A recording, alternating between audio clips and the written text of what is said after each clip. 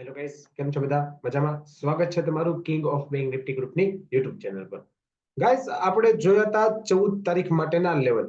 Okay, market gap up ખુલશે, સારી એવી બુલિશ કેન્ડલ સસ્ટેન થાય તો અપસાઇડ માટેનું માર્કેટ બની શકે, જે આપણો ટાર્ગેટ અચીવ થઈ ગયો છે. તો કોંગ્રેચ્યુલેશન્સ નિફ્ટી અને બેંક નિફ્ટીમાં બંનેમાં સારી એવી રેલી બની છે. નિફ્ટીની એક્સપાયરી હતી આજે, તો સારામાં સારા પ્રોફિટ બન્યા હશે, કારણ કે મની 2 થી 3 ગણાની માથે થયા છે નિફ્ટીમાં. ઓકે, સાથોસાથ બેંક નિફ્ટી પણ ડબલ થઈ ચૂકી છે. તો કોંગ્રેચ્યુલેશન્સ જે લોકોએ સારા એવા પ્રોફિટ બનાવેલા હોય. ઘણા લોકોના મને ડીએમ આવેલા હતા, જે લોકોએ પ્રોફિટ બનાવ્યું હોય એની માટે કોંગ્રેચ્યુલેશન્સ. તો હવે આવતીકાલ માટે તારીખ 15 માટેના કેવા વ્યૂ બની શકે? કારણ કે નિફ્ટી છે એ 21,100 માટે, એટલે કે 21,100 ઉપર સારી એવી બુલિશનેસ ધરાવે. ઓકે ગાઈસ, તો આપણે પહેલા વેલા તો એ જોશું માર્કેટ હવે કઈ સાઈડની રણનીતિ બનાવી શકે. ફેડની મીટિંગ હતી, એમાં રેટ અનચેન્જડ આવ્યા છે, એટલે કઈ ફેરફાર કરવામાં આવ્યો નથી. ઓકે, ઇલેક્શન આવે છે, શું અસર આવશે આ બધાની નિફ્ટી અને બેંક નિફ્ટી ઉપર? પહેલા વેલા તો આપણે જોઈ લઈએ નિફ્ટીને કે એક આ રેન્જમાં એ બંધ થઈ છે. હવે કાલે સારી એવી ગેપ અપ ખુલે, ઓકે, તો ત્યાં સારી એવી બુલિશ કેન્ડલ સસ્ટેન થતા માર્કેટ થોડુંક અપસાઇડની મૂવમેન્ટ પકડી શકે એમ છે. ઓકે, 50-100 પોઈન્ટની હજી રેલી આવી શકે એમ છે જો સારી એવી બુલિશ કેન્ડલ સસ્ટેન થાય તો. મે બી કાલે ગેપ અપ થવું જોઈએ, કારણ કે એફઆઈ અને ડીઆઈ નું એવું બાઇંગ એટલું બધું છે. ઓકે, ગેપ અપ ઓપન થવું જોઈએ, સારી એવી બુલિશ કેન્ડલ આ જે આપણે ટ્રેડ લાઈન છે, ઓકે, હોરિઝોન્ટલ લાઈન, એની માથે સારી એવી અપસાઇડ મૂવમેન્ટ આવી, એટલે કે 21,200 ઉપર સારી એવી સસ્ટેન કરી જાય બુલિશ કેન્ડલ, તો થોડાક અપ જવાના પણ ચાન્સીસ બની શકે છે. 300-350 ઉપર થવાના ચાન્સીસ સારા એવા બની શકે છે.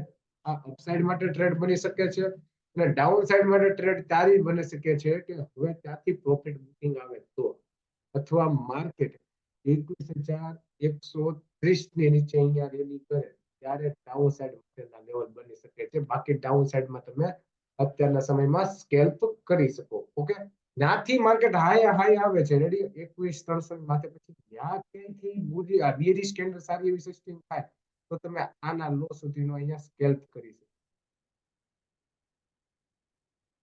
રેડી, જ્યાં જો હાઈ માર્કેટ આવ્યું, રેડી, ત્યાંથી કઈ બેરિશ કેન્ડલ પછી સસ્ટેન થઈ પ્રોફિટ બુકિંગ એવું થોડું, તો ત્યાંથી અહીંયા ડાઉન સાઇડ માં થોડુંક સ્કેલ્પ કરી શકો છો, જે આ લેવલમાં.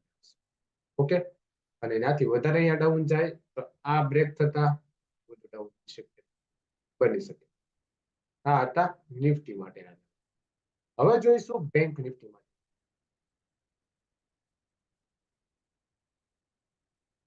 બેંક નિફ્ટીએ પણ સારું એવું ગેપ અપ ઓપન આપ્યું છે. ઓકે, ગેપ અપ ઓપન થતા સારી એવી બુલિશ કેન્ડલ સસ્ટેન થતા માર્કેટમાં અપસાઇડ બે ટાર્ગેટ આપણે અચીવ થઈ ગયા છે, જેમાં મની ડબલ થઈ ગયા છે બેંક નિફ્ટીના. ઓકે, તો કોંગ્રેચ્યુલેશન્સ જેને સારો એવો પ્રોફિટ બનાવેલો હોય. ઓકે, કાલમાં બેંક નિફ્ટી શું બની શકે? કાલમાં પહેલા તો એક આ રેન્જ થઈ ગઈ છે બેંક નિફ્ટી માટે. આ રેન્જની ઉપર ગેપ અપ ઓપન થાય, સારી એવી બુલિશ કેન્ડલ અહીંયા સસ્ટેન થાય તો ત્યાંથી માર્કેટ અપ થવાના ચાન્સીસ વધુ બની શકે એમ છે. ઓકે, એમાં પણ સારી એવી રેલી કાલ આવી. આજે આપણે કીધું તો એ પ્રમાણે પ્રીમિયમ ગ્રુપમાં આપણે કીધું કે 800 પોઈન્ટની જ રેલી આવશે, એમાં સારી એવી 800 પોઈન્ટની રેલી આવેલી હતી.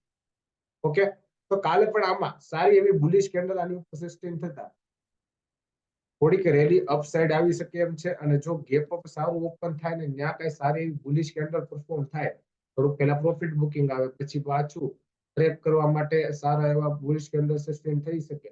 ઓકે, અહીંયાથી બુલિશ કેન્ડલ સસ્ટેન થતા થોડુંક માર્કેટ અપસાઇડ માટે મૂવ પડી શકે એમ છે.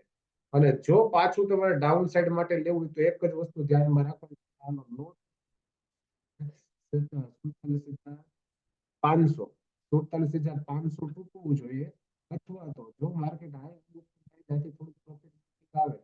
ઓકે, અહીંયા બેરિશ કેન્ડલ સારી થાય એમાં થતા ત્યાંથી થોડુંક અહીંયા પ્રોફિટ બુકિંગ આના આજે હાઈ છે જ્યાં સુધી આવી શકે ને, હાઈ તોડે તો ઊંચી હોય તો નીચે આવી શકે. ઓકે, પછી પાછું તમારે આ લેવલ છે એ લેવલની આ બ્રેક કરતા ત્યાંથી વધુ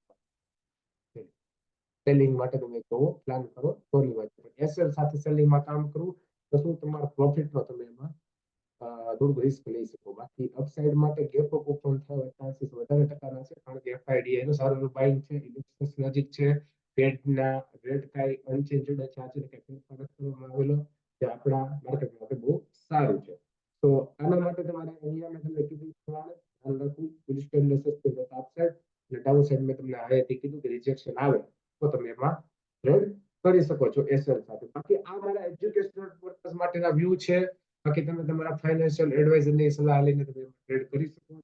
બાકી લેવલ જોયા વગર ચેક કર્યા વગર કામ કરવું નહીં. પરફેક્ટ એસએલ સાથે કામ કરવું, ઓવર ટ્રેડિંગ નહીં કરવું.